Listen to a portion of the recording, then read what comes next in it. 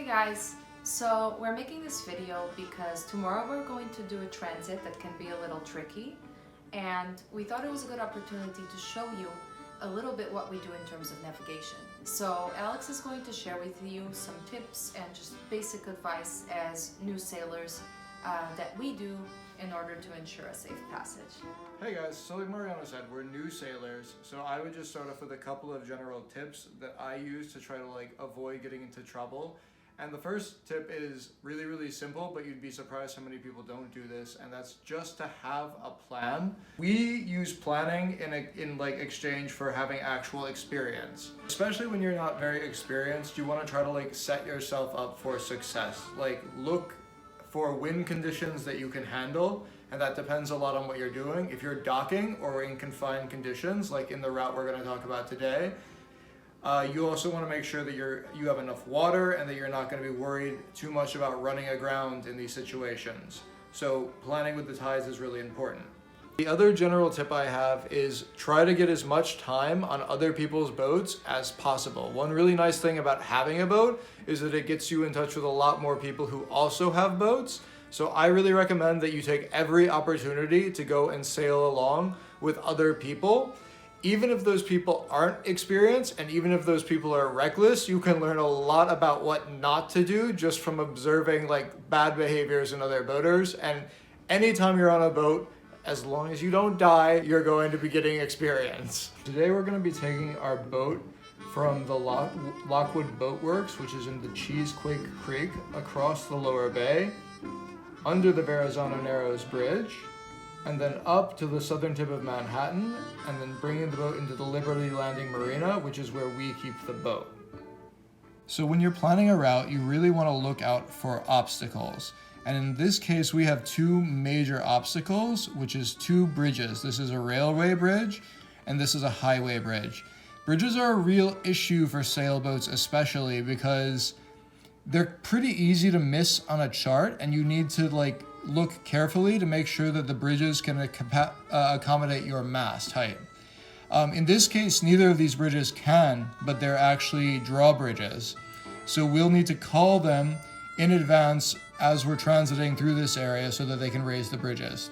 So a tricky point on this route is water depth. The Cheesequake Creek is very shallow, and if you look at just the nautical chart of it, you'd actually think that this area isn't even navigable by a sailboat like ours, which has about 5 feet 4 inches of depth. The nautical charts are a little bit conservative though, and if you look at the sonar charts on Navionics, you'll see that there actually is enough water depth, especially if you're not sailing at low tide. But this is something to be really aware of when you're route planning. Sometimes you need to call people to try to get more local information about true depths of places. This area actually was dredged recently, and so that may or may not be reflected on the charts also.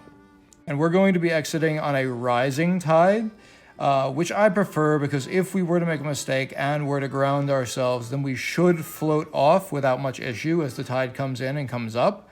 Another thing in this case is the tide will be flowing into the creek as the tide's rising, and that's a little bit of gives you a little bit of a safety factor because the water is going to be flowing in and pushing against you, not sweeping you into the bridges if something were to go wrong or you were to lose engine power or the bridges just weren't open. You could just drift back in the current.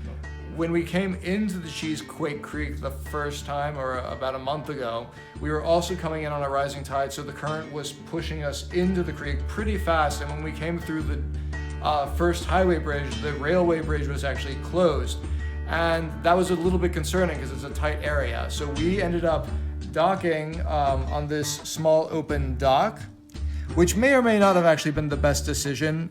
We actually had plenty of water, and it may have been safer just to do circles or to motor into the current. But at the time, we decided to dock the boat, and it went off okay.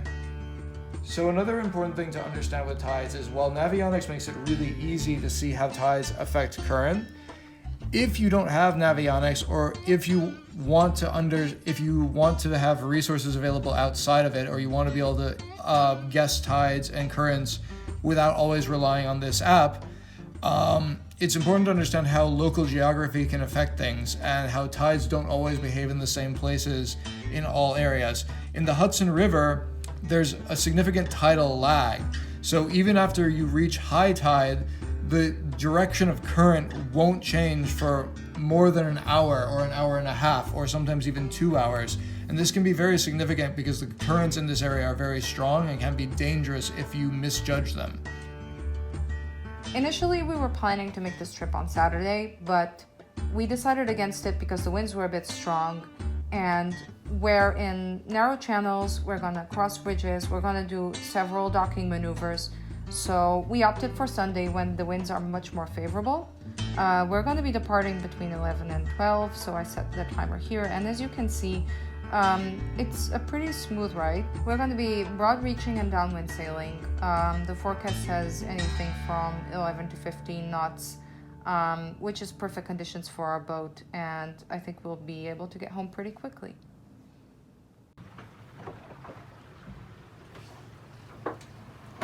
Hey. Hello. Hello. And yeah, we didn't film exiting Lockwood because, as you can see on the previous video, it's a little bit complicated. Like there are many moving parts, so we just really wanted to focus on getting the boat getting out there safely. We were supposed to have a friend come by, but he couldn't make it. If he had been here, we could have Had him taking some video. Yeah, we could have had him take videos, but you know, it is what it is. Even though we were sad we couldn't show you getting out of Lockwood, we did end up having a lot of fun. Everything felt great, and we were missing being out on the water.